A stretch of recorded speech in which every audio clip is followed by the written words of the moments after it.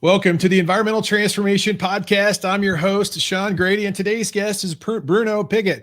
Bruno is the Deputy Assistant Administrator for the U.S. EPA and of the Office of Water. And the Office of Water works to ensure that drinking water is safe, that wastewater is safely returned to the environment, and surface waters are properly managed and protected. You know, before Bruno joined the EPA, he held multiple roles at the Indiana Department of Environmental Management, most recently serving as the commissioner of the agency and the chief of staff and the assistant commissioner of the Office of Water Quality. He started his service career as the chief of the state revolving loan fund program in Indiana, and Bruno holds a bachelor's degree in political theory and economics from James Madison College at Michigan State University, and a master's degree in environmental and public affairs from the Indiana University of Environmental and Public Affairs. So, Bruno, welcome back to the show. The last time when we had you on the show was almost 2.5 years ago.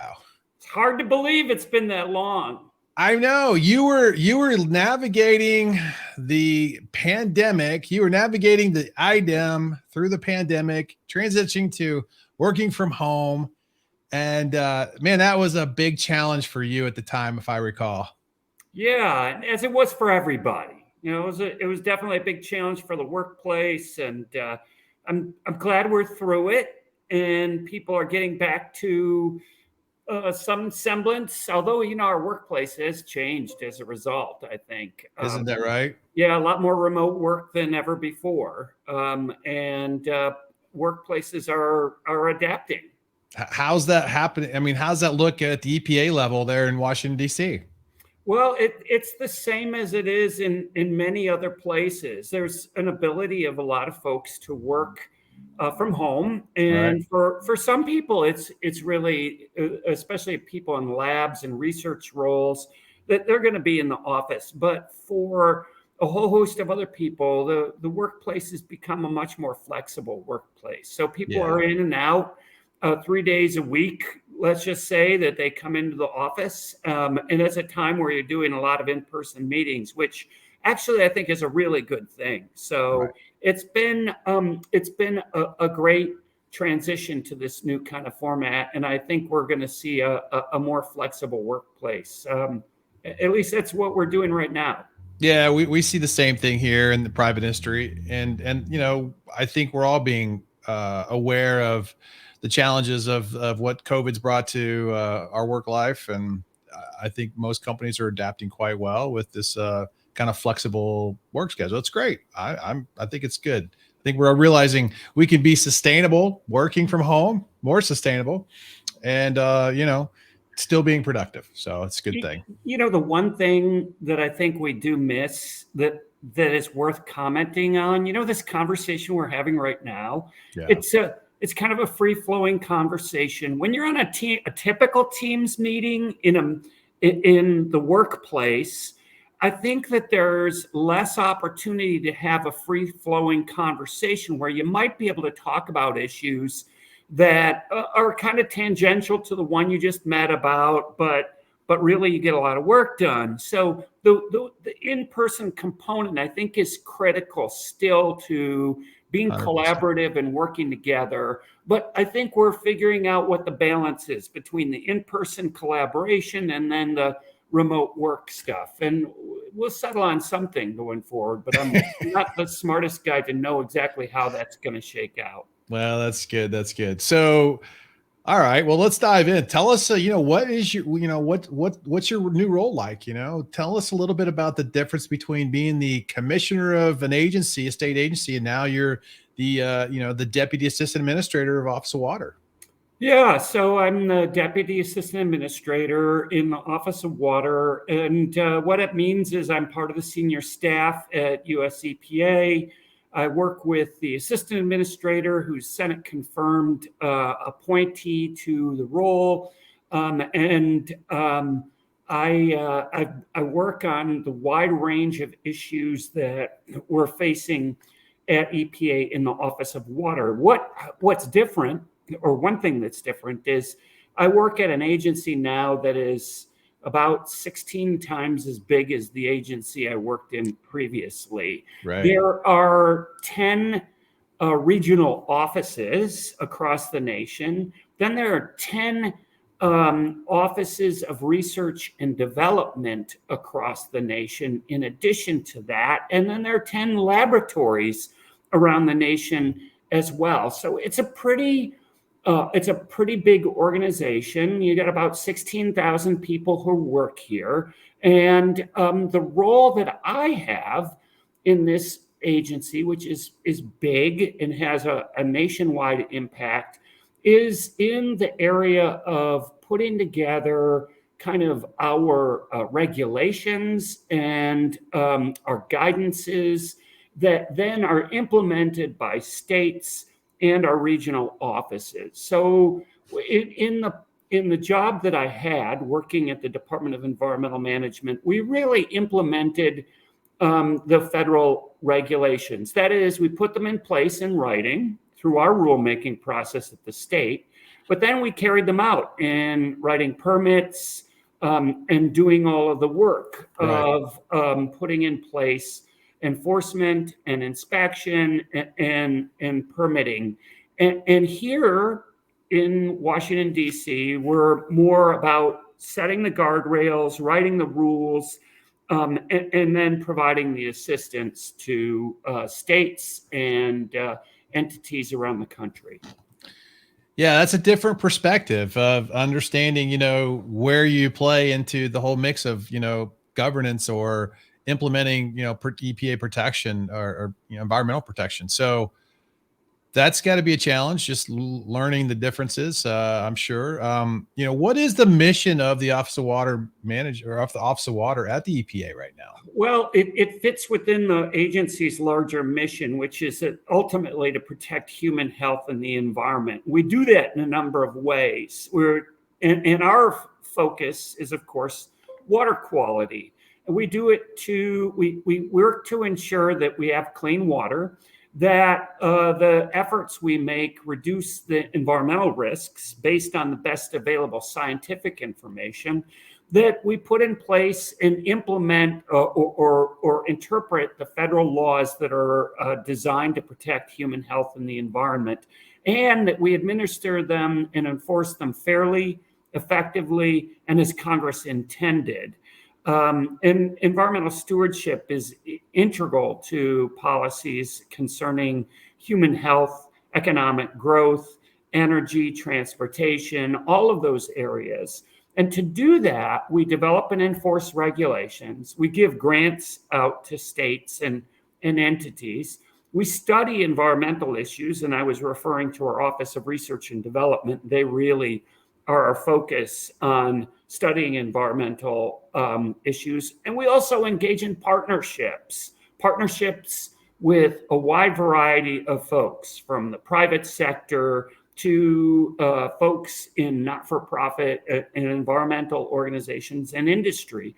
We also do some teaching of environmental consciousness around the country, and then we publish information. Those are the big things that we do to carry out the mission in the Office of Water. So that's a lot. I mean, that's a lot of responsibility. So what are some of the big agenda items that the Office of Water has at the EPA? Well, we have a number of big items that we've been working on, and I'll talk about a number of them.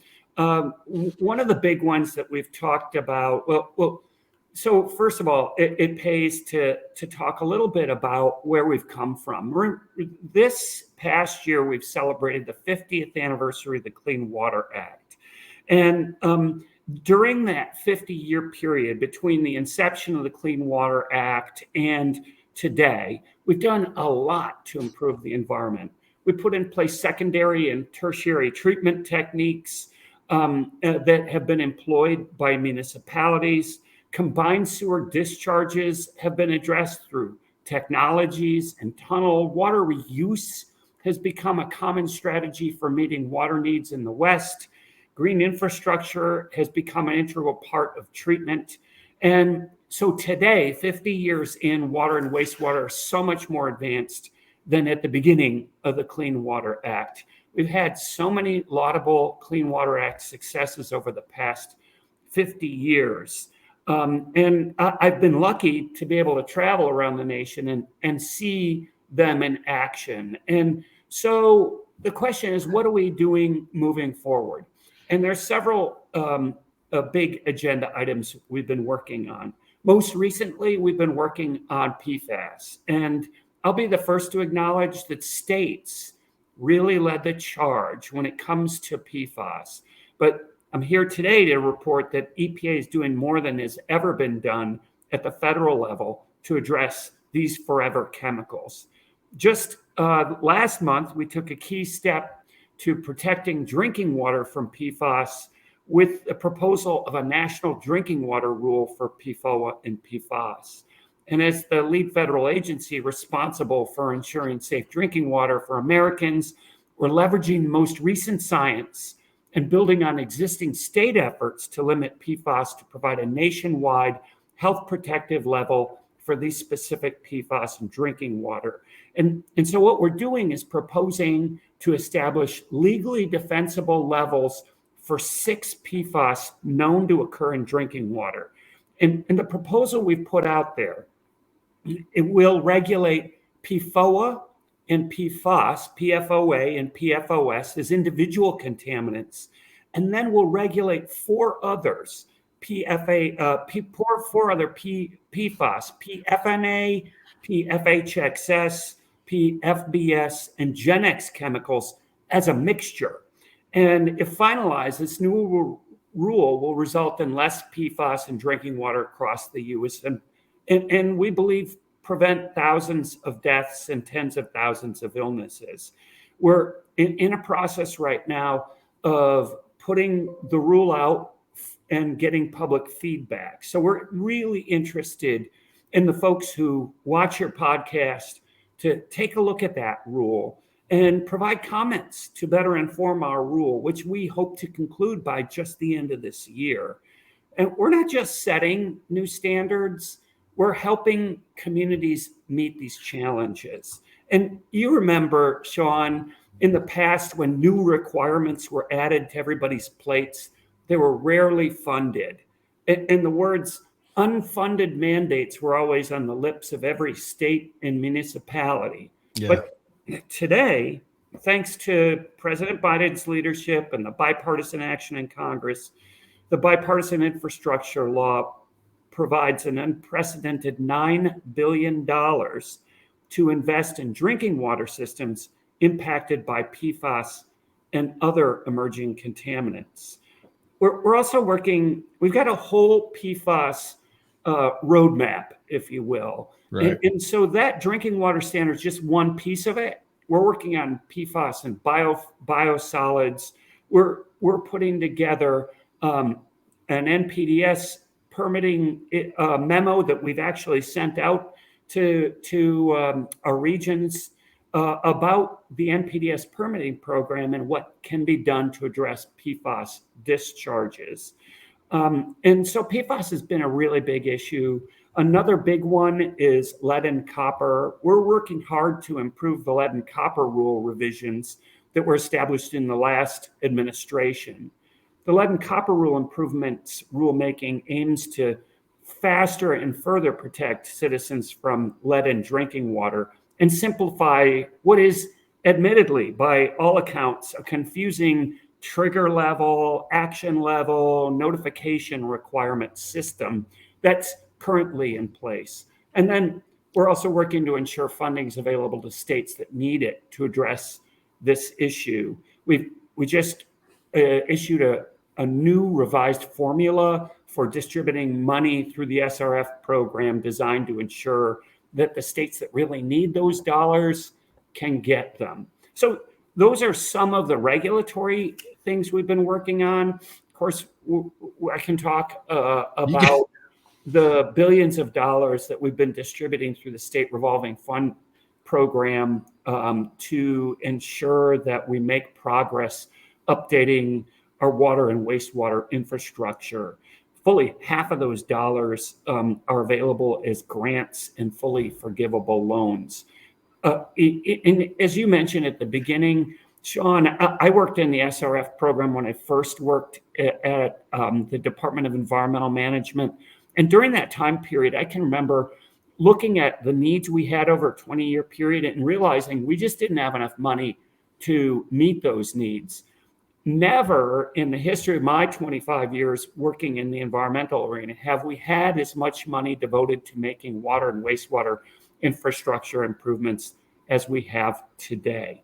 So that's the good news. That's encouraging. Yeah. That's really good. That's really good. I mean, there's a whole host of other things I could go on and on about. Oh yeah. Well, if I don't stop you, I don't think I'll get a word in edgewise. So let me dive in here, because you covered a lot of really great things here. Like, I just recently saw that, there's a big push here in Indiana, and I'm sure it's in the other states as well, to really help communities replace their lead pipes, that are being used as service, supply lines and stuff. I think this has created a huge focus with the EPA and other states, especially around, like, Flint, Michigan was a huge issue that popped up. And that wasn't probably a big surprise, because I'm sure there's a lot of other communities just like Flint that's out there that are struggling to, like, address, like, how do they actually, go about replacing all these. Financially, it's a major lift, right? Are there, you talked about the state revolving funds having more money than ever before, but how fast can that money be actually deployed to local communities who need it? Or maybe not every, there's some probably non-governmental agencies as well, like, that are privately run utilities that, are supplying large communities that also need help because of the old infrastructure that they've adopted or taken over from, utility, a municipality before. So how's that going to work, and how fast can people get this money? Well, the good news is money's already been delivered to states across the country. Okay. I think we've distributed more than $4.9 billion through the SRF capitalization grants to all 47 states, 6 tribes and territories.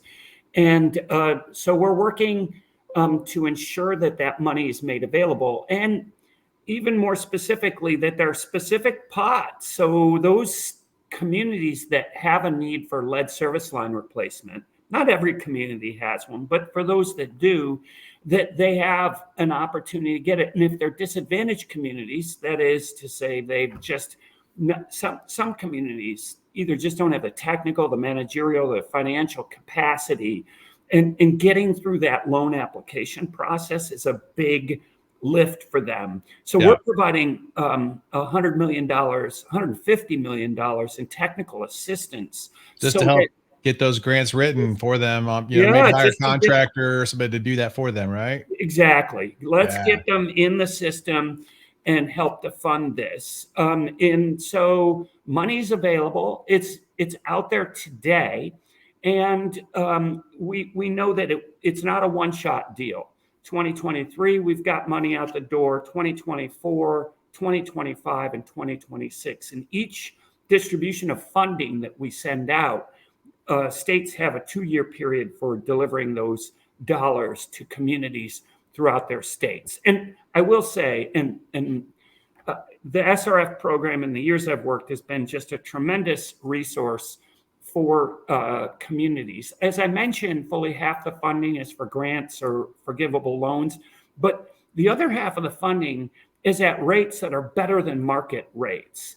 And these days, with market rates going up, fluctuate. Yeah, that's a good thing. It's really important. Yeah, that's a good thing. I mean, I think that's where a lot of the local, states are wanting to help these communities, and as long as that money is sitting there, that's going to really help them advance this infrastructure getting replaced. I really like that.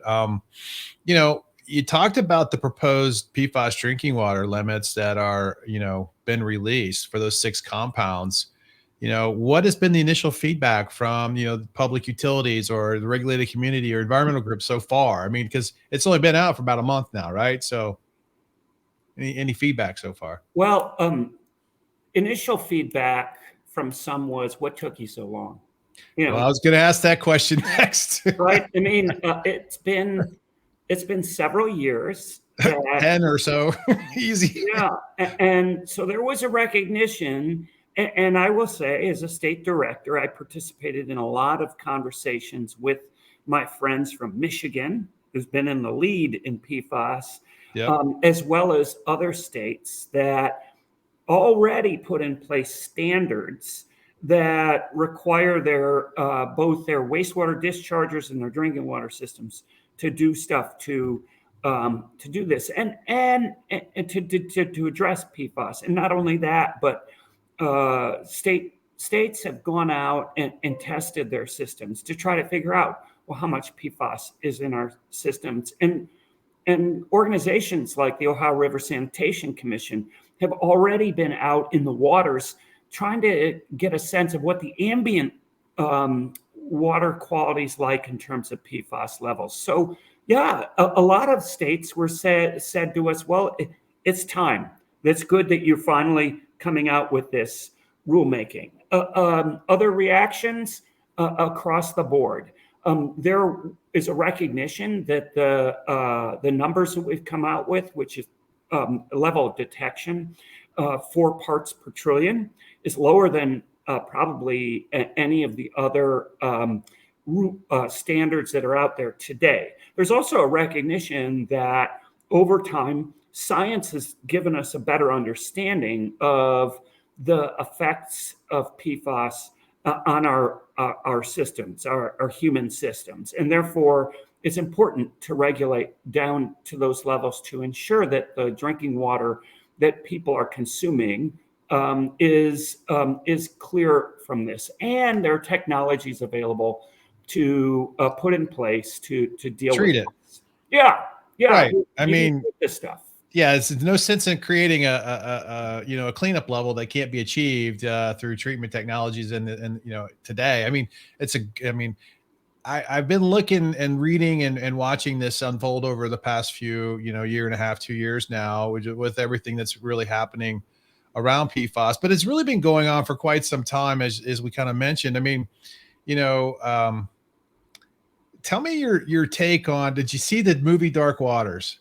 I did not. Are you kidding me? Yeah, I just Bruno, you have to watch that movie. I think your eyes will be quite open to some of the realities that. I mean, it's a true story, so you're going to get a perspective of this in a way that might really impact you. I think in a positive light. I think I'd really highly recommend it. Well, I will watch it just because you asked, and because it's slightly embarrassing to say I haven't when so many other people have. It's fantastic. We actually had Robert Bilott, who's the attorney, on the show, and he was just fantastic. The efforts that he has put into protecting local citizens from exposure have been remarkable. To me, he needs a Nobel Peace Prize, given to this man for what he's done to support the cause here. But there's a long period of time that the actual epidemiology data has been out there, and I'm glad that the EPA has finally come out with these rules or these proposed levels. I'm not sure. Do you feel like we could go and add more to this as far as more chemicals? There's thousands and thousands of these chemicals out there. I'm curious, what is the EPA's approach or perspective of just having 6? Do they think if I just get 6, I'm going to get a whole bunch of other ones in the mix if I'm just monitoring for 6, or if I have to treat to that level, I'm going to be treating all the other ones out as well? I mean, because there are a lot of chemicals that we don't know a lot of information about yet, right? And I think I'm just curious what EPA's approach is to just only doing 6 for right now. Two thoughts. One is we want to make sure, and we're required to, as part of our rulemaking process, to ensure that the science is pointing this out so that any regulation we put in place is defensible. And for those 6, we feel we've got great scientific evidence that shows that we need to treat at the levels that we are putting in the proposed rule. But so that's one thing.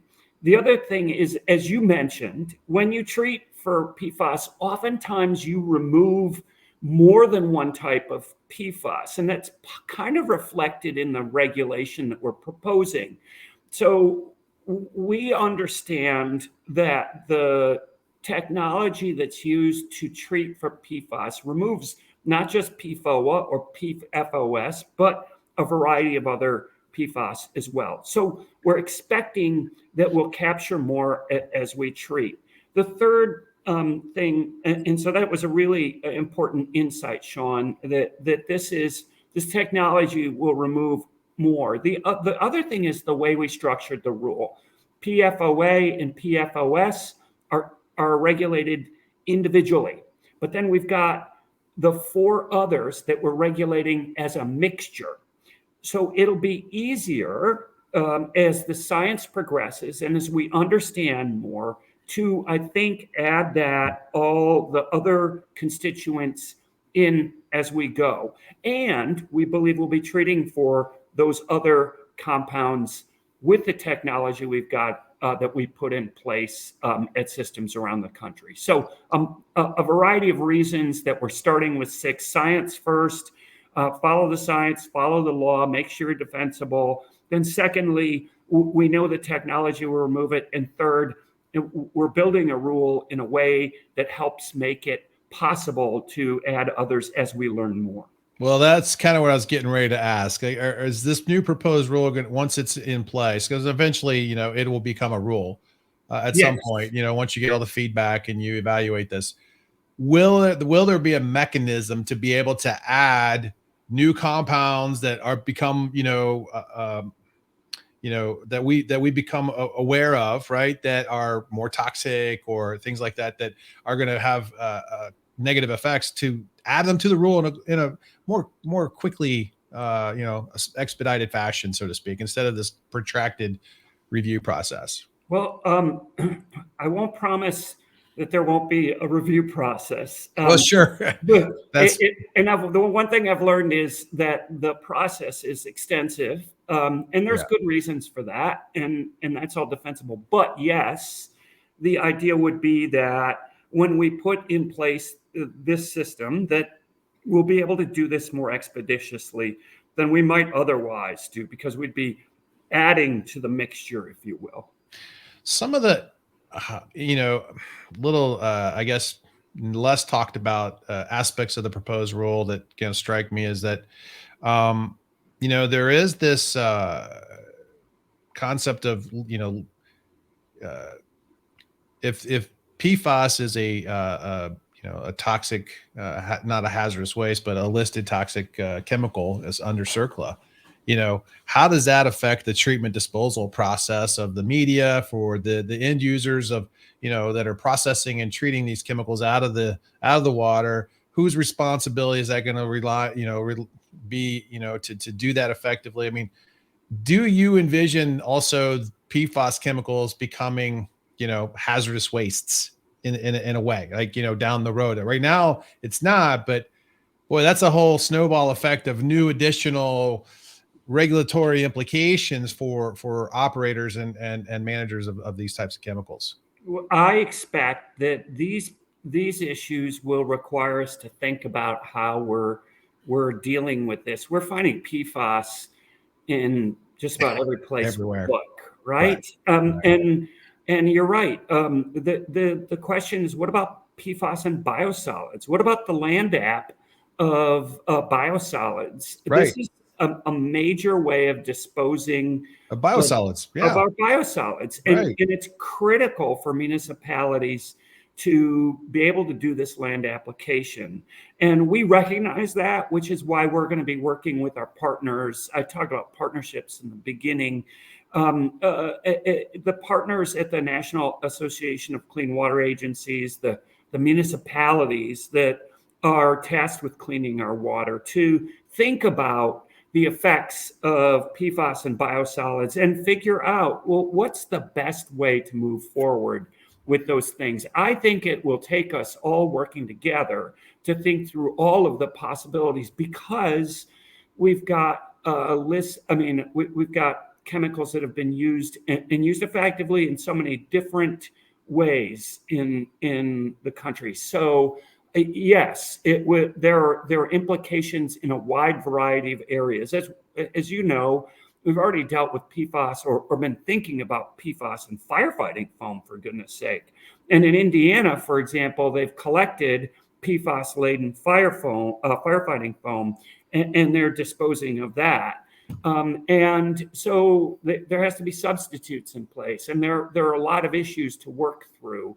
But we're starting to tackle that. And one of the big things to tackle that Michigan's already been working on, for example, is let's go to the source. What are the sources of PFAS that are being discharged into our wastewater systems?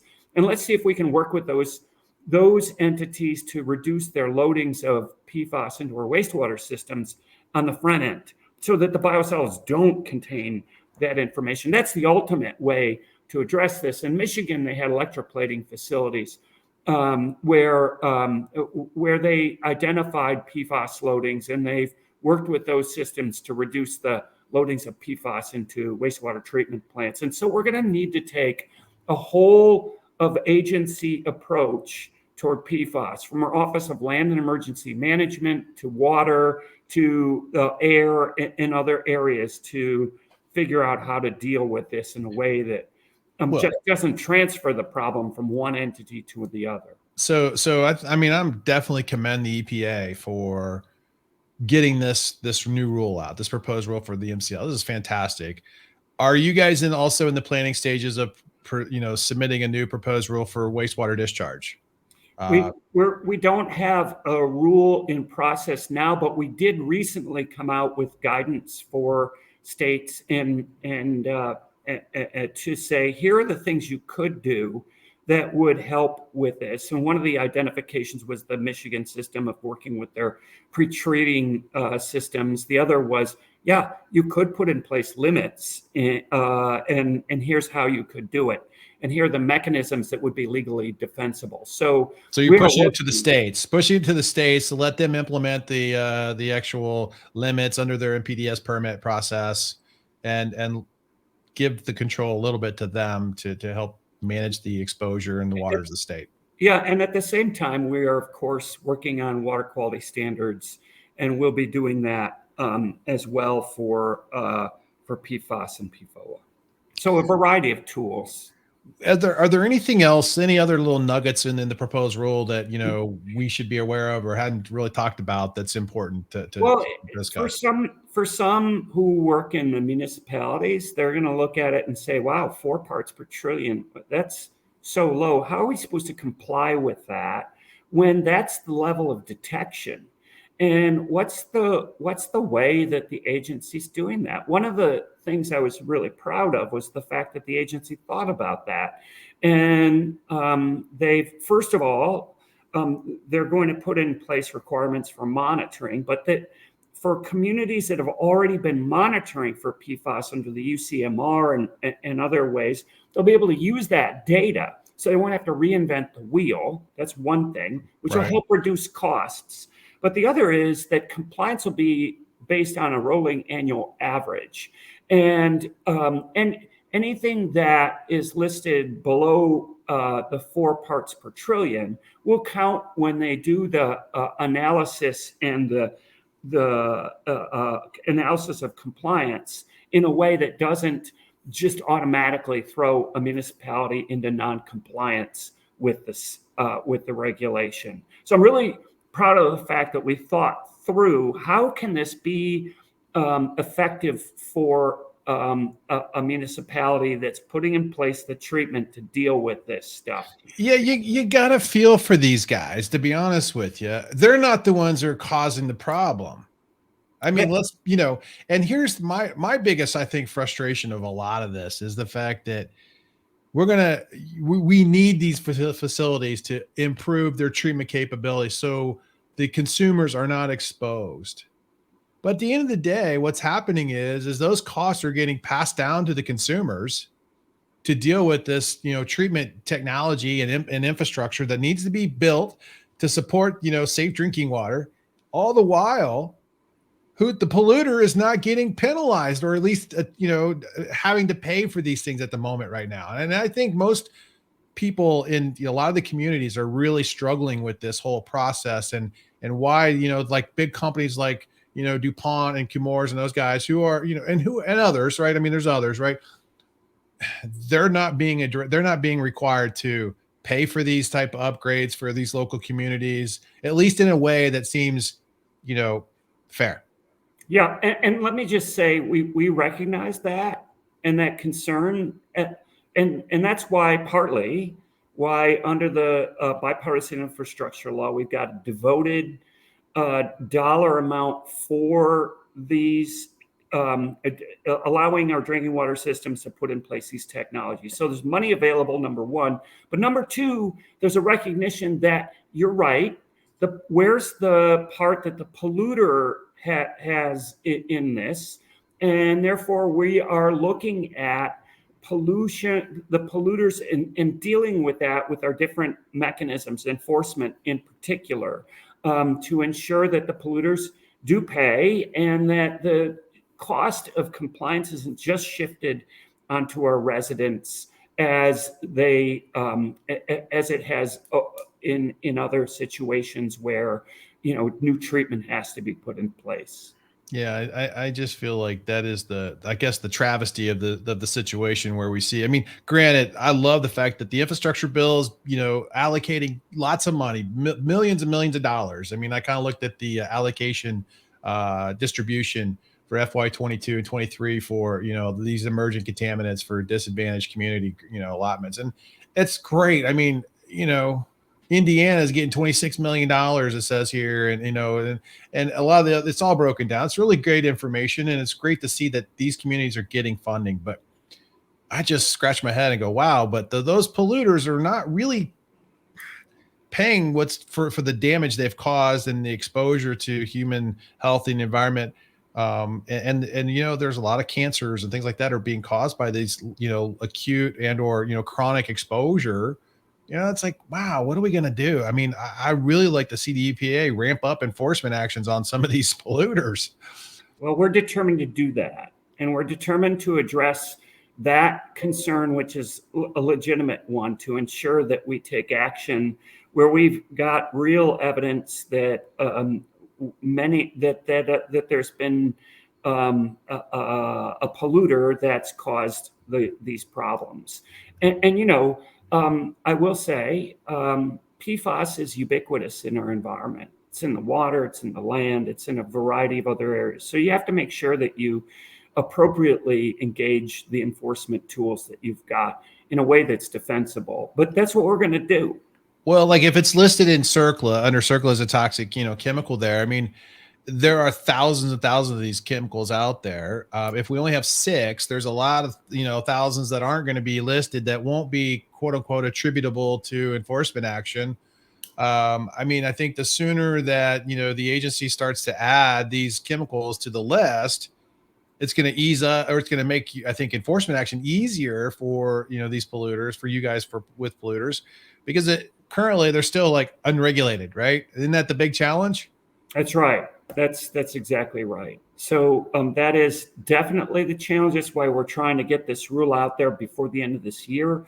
And that's why we will use the existing framework to put in place as we get better science on the others, put them into the mix. And then we can take the enforcement action that we need to take to ensure that it's not just the citizens that are paying for improvements to their water quality, but the polluter that caused the problem also is required to come up and help pay.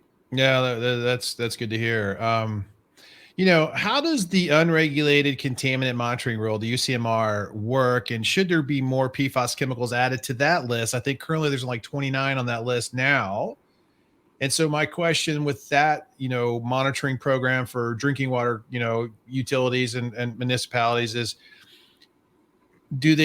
that a quarterly monitoring program? Is that a annual monitoring program? Is it, what are the parameters around when samples are collected to be submitted for evaluation? in this program, and just so that way you guys can start understand and track, hey, we're having impacts in these communities with these types of PFAS? Yeah, let me start with the big picture. What is this whole rule? Because a lot of people are not aware. But as part of under the Safe Drinking Water Act, EPA has to implement a section of the act that requires a monitoring program for unregulated contaminants. And it requires that once every 5 years, we issue a list of priority unregulated contaminants to be monitored by certain public water systems across the states, the tribes, and the territories. And these contaminants may be present in drinking water, but are not yet subject to EPA drinking water standards. Right. Under this rule, EPA collects representative drinking water occurrence data to support our future regulatory determinations and assist in the development of national primary drinking water regulations like the proposed PFAS rule. Right. And for each cycle, right now we're working on UCMR 5. For each cycle, we establish a new list of contaminants for monitoring and specifies which systems are required to monitor, identifies sampling locations, and defines the analytical methods that we are to use. And the administrator at the end of 2021 signed the fifth revision to the Unregulated Contaminant Monitoring Rule. It's a mouthful. Yeah. So what systems are going to be participating in UCMR 5? So this is the way it works. EPA must require all public water systems serving between 3,300 and 10,000 people to monitor and ensure that a nationally representative sample of systems that are serving fewer than 3,000 monitor for contaminants in future cycles. So anybody serving a population of more than 10,000 people, we call that a large system, are responsible for participating in this program. Excuse me. We anticipate a third of all systems will collect samples between 2023 and 2025. And if we don't receive the appropriations we need in a given year, we'll reduce the number of small systems that will be asked to perform monitoring. So the way it looks right now is in terms of small systems, those are fewer than 3,300, we'll have 800 systems that collect samples. The somewhere in between 3,300 to 10,000, we got about 5,000 systems that'll be collecting samples. And then large systems of 10,000 and over will be looking at 4,364 systems. And there's a huge bunch of PFAS chemicals that we'll be looking at. We'll be collecting samples at entry points to the distribution system at a water system. Does that make sense? How often would that happen? Is it once a year, twice a year, quarterly? What does that look like? Yeah, the systems must monitor 4 times during a consecutive 12-month monitoring period. Okay. And the events must occur 3 months apart. Okay. So quarterly, that's good. That's good. I mean, that gives a representative seasonal fluctuation. That's, I think representative of the, what the normal drinking water intake would look like. That's good. Now, I should clarify, Sean, that's for surface water systems or groundwater systems that are under the influence of surface water. But groundwater systems are a little different. Those systems monitor 2 times during a consecutive 12-month monitoring period. And we can guess why, right? That the answer to that is, well, it's a groundwater system. that the kind of seasonal changes that you see in surface water aren't as apparent in a pure groundwater system. Yeah. No, that makes sense. That makes sense. Okay.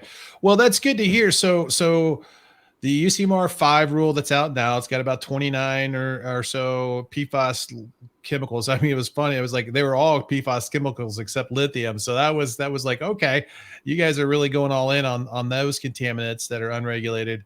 I think when this data comes back to you guys, I mean, what type of like data analytics are you guys running on all this information? Because one of the things I was looking at on the website, on EPA's website, is that you guys are collecting so much data that I believe, geez, it would be really great to see some trend analysis, some dashboard, some community. If you could drill into a local community, you could see results. I mean, so much of that information you have in your databases somewhere. It would be wonderful to see some analytics done on that stuff. Well, and we will do analytics on it. The data will be used to support our regulatory determination. That's the whole reason for UCMR, is let's look at the data and then make a determination about whether we should regulate these chemicals. Yep. And so we'll be using that data, we'll be sifting through it, we'll be analyzing it, and so that we can make a determination about whether or not we should be regulating that. Remember, they're unregulated currently. Right. And then in addition to that, the results from the UCMR are stored in what we call our National Contaminant Occurrence Database for drinking water, which is good because that means that the public can go take a look at that as well. And then, in addition to that, there's a public notification rule that requires that all systems notify their customers of the availability of the results from this data no later than 12 months after the results are known. So we use it for our regulatory determinations, but the public can use it as well. And we'll do the analysis necessary to determine whether or not we need to regulate these things. But the consumer, I think it kind of empowers them to say, oh, wow, look, we do or don't have these contaminants in our drinking water. Yeah, I mean, affected communities now that don't really have the treatment utilities that are really treating the contaminants of PFAS at levels that, would be safe. They're relying on those public utilities to provide that data publicly somehow, just to see, is it safe this month, or how's the treatment plant really operating? Do I still need to drink bottled water? I mean, there's all those kind of concerns, and I think more of a real-time access to the data that people could, like glean, like the concern, the exposure concern would be really, I think, helpful for citizens. No, I think you're right about that. And not only is that important for citizens, but also how do we get it out to citizens? And as I mentioned, the community water systems are required to notify the customers of the availability of this, but also they're required to report these results in their consumer confidence report, which, I mean, some people don't pay attention to, but other people really do. Right. Even when those unregulated contaminants are detected. And I will say we're also working on our consumer confidence report rulemaking. And one of the things that we will be doing on the consumer confidence report rule is ensure that drinking water systems don't just report it once a year, but do it twice a year, so that any changes in the system can be identified for residents in the system, and they understand better what their drinking water's like. Yeah, no, yeah, that's great. I mean, I'd like this. That would be fantastic. I do a bunch of, digital work now in our practice, in my business that I'm working for. And so we're all about data analytics and doing high level trend analysis of data. And I see this as a huge opportunity for the EPA and work with partners to maybe help them get that information out. So, well, it's critical. Data analytics is critical for you guys.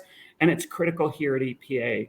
We must understand what the data looks like in order to put in place the regulations that we put in place, and because they've got to be defensible. We can't just throw a number out there. Right. And so we have a group of people within the Office of Water called our Office of Science and Technology, and those folks do analyze the results. In addition to that, they work with our Office of Research and Development.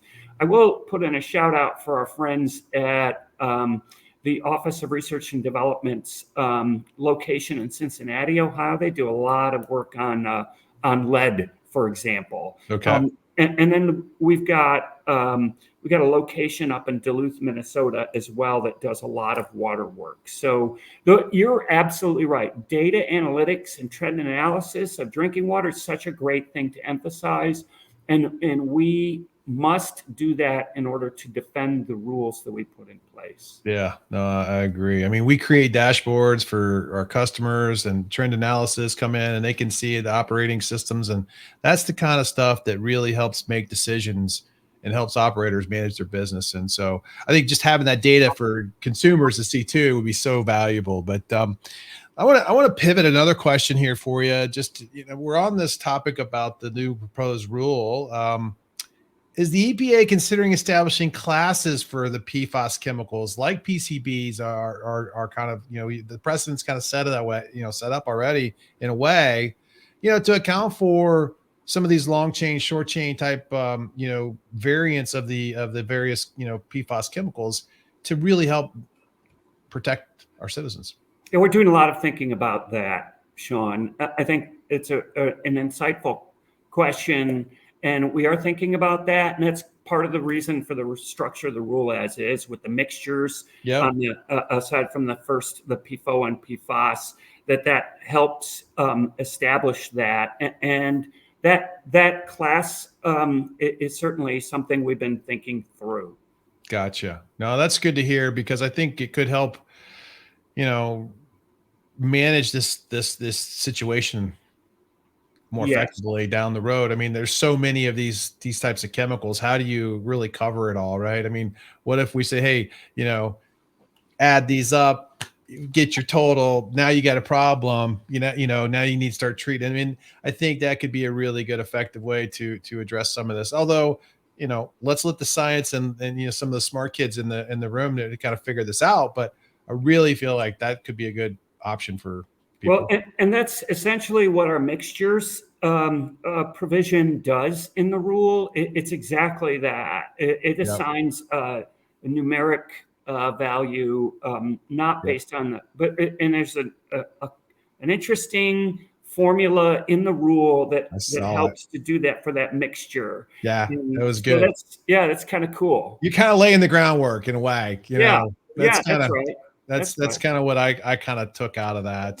So that was really good. Let's see, what else did I have for you? Do you feel like, hey, $50 billion for the bipartisan infrastructure bill, there was like $5 billion allocated to small disadvantaged communities. Is there enough funding to go around for all the states and to address all the issues, do you think? Or do we need more? I will, as a person who understands the needs out there, acknowledge that there's always more that we could devote to this. Yeah. I will say I'm blown away. I've never seen so many dollars devoted to this. When I was in Indiana, the typical CAP grant that we got through SRF was $18 million for drinking water and $32 million for wastewater projects on a yearly basis. This is so much higher than that. I know that we have needs we'll soak up that money. There's no doubt about it. And we'll want more for sure. And I understand that the challenges that communities face will be tough, and that it will come at a cost to ensure that we have safe and clean water. And part of that cost will be paid for through the money in the bipartisan infrastructure law, and then the communities will chip in, and then we hope the polluter pays helps with the PFAS stuff. Is there enough? There's never enough, but we've made a really incredible down payment. No, it's really great to see that the EPA and Congress have allocated this bipartisan funding for these types of projects. I mean, they're so needed. I mean, our infrastructure, for wastewater and sewers and things like that, and around our country, in a lot of locations, there's just, it's so outdated. It's 100 years old or more, in some places, or or they're just challenged. Like, it's been 1950 design, and things are breaking down, and now the capital costs are more than the tax base that can even fund to fix it, because things have happened, right? I mean, those are real issues I think most of some of our communities are facing. So it's great to see that you guys have put together, and with the Biden administration put this together. So kudos to the EPA and Congress for that. Really appreciate all that. Well, Bruno, hey, what else is there? I mean, we've covered some good ground here. Super excited that you came on the show today. I mean, I don't know where else we can go here. I mean, we could probably get into some weeds if we needed to, but we might want to, pause for a second, and I'll let you, give a parting shot to the listeners. Well, let me just say this, Sean. There's a lot more work we're engaged in. We've talked a lot about PFAS. We talked about lead and copper. One of the things we didn't talk about was waters of the United States. That's a rulemaking we just finished up at the end of the year. We're looking forward to a Supreme Court decision in that matter, but we're also working in a wide variety of other areas. One of the big things that's going on is climate, and trying to figure out new ways to sequester carbon. And we're at the forefront of that as well in the Office of Water, because we issue what we call Class 6 well permits to facilities that want to sequester carbon underground. So we are working to do that, and we just put out a rulemaking that will give Louisiana primacy over the Class 6 program. We are also working, as I mentioned, on the consumer confidence rule. We've got a number of ELGs we've been working on. We issued a proposal for a steam electric ELG. We're coming out with nutrient trading ideas. We'll be coming out with a proposal sometime next year for microbial disinfection byproducts rule. There's just a whole host of things that we're working on. And there's so many that it can make your head spin a little. Yeah. Oh, I can imagine. I think one thing we didn't touch on is, circular economy in water. From the sustainability perspective, what are the initiatives that EPA is going to push or promote for recycling, reuse water? There's so much to, I think, to manage water more effectively. So that seems to be a big area that a lot of our clients are also asking us about. How do we address circular economy in the water space? Yeah, and in the West, water is a very precious resource, right? We've read about the Colorado River.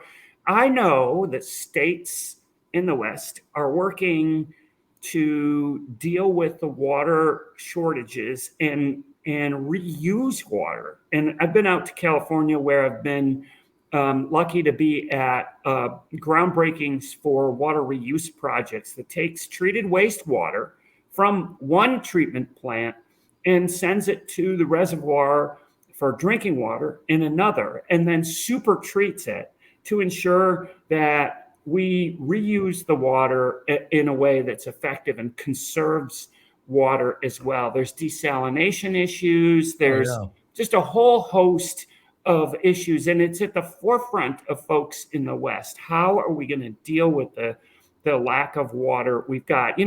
This past winter, California, it got a lot of snow, and that's helped.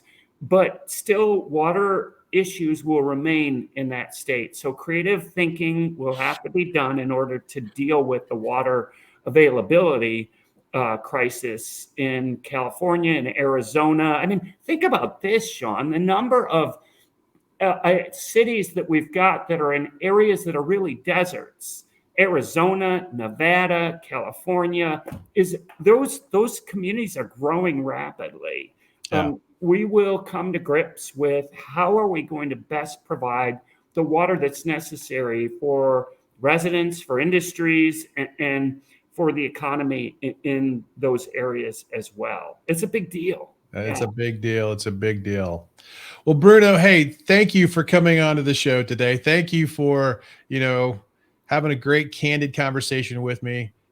Kudos to you and to the EPA, all the hard work you're doing there. And we're looking forward to, how this new proposed rule gets implemented and finalized, and how, the lead pipe replacement supplies that gets enacted and supported through local communities. So thank you for coming on, and really, really appreciate it. Well, it's my pleasure. It's great to see you, and look forward to our next chat. That's right. We'll do it again soon, hopefully. Yep. That's Yeah. great. All right. Thank you. Thanks, Bruno.